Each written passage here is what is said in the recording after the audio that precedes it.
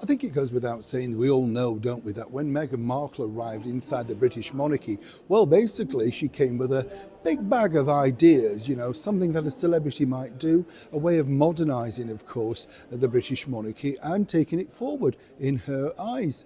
Backed up, of course, by her Prince Charming, Prince Harry, they felt together they could literally take on the world and make it a different place. Monetisation was the name of the game. If you don't know what that word means, because it was a new word for me actually a while back, it's basically how you monetize things, make money, influencers. Everything's different, isn't it now? It's like, advertising. We just called it that. Seeing a poster, liking the look of it and buying it. Meghan was big on this, let me tell you. But there was somebody that was thwarting her plans inadvertently. And this really throws a brand new light onto exactly how and why her royal dream crumbled. As ever, let me explain. Morning, lovely to see you. We're down in the subway, as the Jam famously said today, inside London's Underground. By the way, can I thank you for your lovely comments about the full view of Downing Street? As somebody wrote very prophetically, it's grim, Neil, isn't it? And I said, well, yeah, it is. A lot of people don't realise that, just how dark and dismal these places are.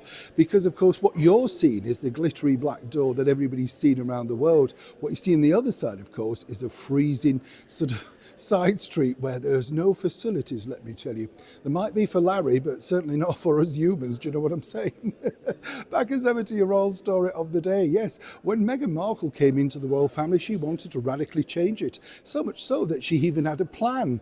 Yes, a board, a mood board, whatever you want to call it. And she knew exactly how things like Trooping the Colour could be monetised to great effect.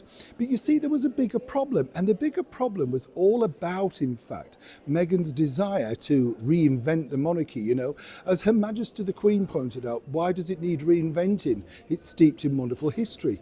Meghan truly didn't get that, that was part of the problem. But you see, as she pushed ahead and thought, well, I could do this, this is what we could do. There was one reason why exactly our wonderful monarch, our late Queen Elizabeth II, literally put the boot into this idea.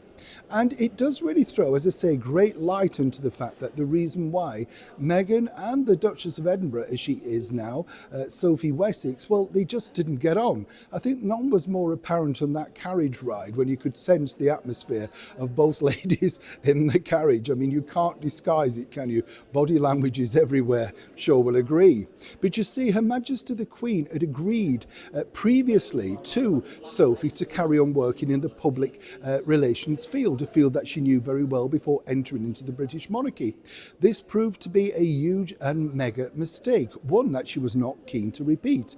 As we all know, Sophie sadly disgraced herself for a short period by selling out to, unknown to her of course, the news of the world. And this was a really sort of big spot, a dark corner for both Sophie and of course Her Majesty the Queen. That was repaired and they became the very best of friends when Sophie decided to step back from full-time work and focus on royal duty. This was not going to be the case though of Meghan Markle. And as I can point out to you, this was the turning point as to why exactly, without any discussion, the Queen simply shut down Meghan's plans to become monetised royals. She couldn't understand it, she had no idea why, but sadly for Meghan, that is the true reason why a dream turned sour inside the British monarchy. It was, in fact, Sophie's choice. Neil Sean in the very heart of London's Underground.